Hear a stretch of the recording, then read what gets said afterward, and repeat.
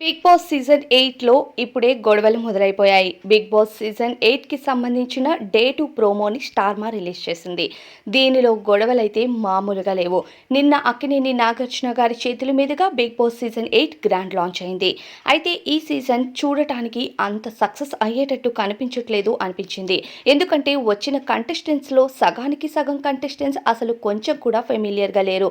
ఇక హౌస్లోకి ఎంట్రీ ఇచ్చిన వెంటనే నాగమణికంఠ, ఆదిత్య ఓంకి జరిగిన గొడవ కోసం నిన్నటి ఎపిసోడ్లో అందరూ చూసే ఉంటారు.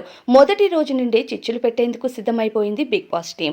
అయితే ఈ రోజు కంటెస్టెంట్స్ అంతా కలిసి ఆరెంజెస్తో ఆడుతూ ఉంటే అక్కడ కూర్చొని చూస్తూ ఉన్న సోనియాకు ఇదంతా నచ్చలేదు. దానితో తను నోరు విప్పి ఆరెంజెస్తో ఆడిన వాళ్ళెవరూ కూడా ఆరెంజెస్ తినడానికి వీల్లేదు అంటూ చెప్తుంది. దీనితో ఇక అక్కడే ఉన్న ఆర్జే శేఖర్ భాష రెచ్చిపోతూ బయట రాస్తరుణ్ ఈ వివాదంలో ఎంతగా రెచ్చిపోయారో అదే ఛాన్స్ని మొదటి రోజే బిగ్ బాస్లో తీసుకోవాలి అనుకున్నారు.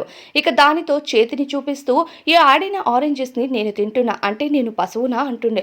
ఆ విషయానికి ఇక సోనియా చెప్తూ ఉంటుంది, నువ్వు ఎలా అయినా తిను, డస్ట్బిన్లో వేసుకొని తిన్నా అది నీ ఇష్టం, కానీ మిగతా వాళ్ళు అలా తినాలని రూల్ ఏం లేదు కదా అంటూ కరెక్ట్గా చెప్తూ ఉన్నా సరే ఇక శేఖర్ భాష మాత్రం రెచ్చిపోతూ మొదటి రోజే హైప్లో లైమ్ లైట్లోకి రావాలి అనుకున్నాడు.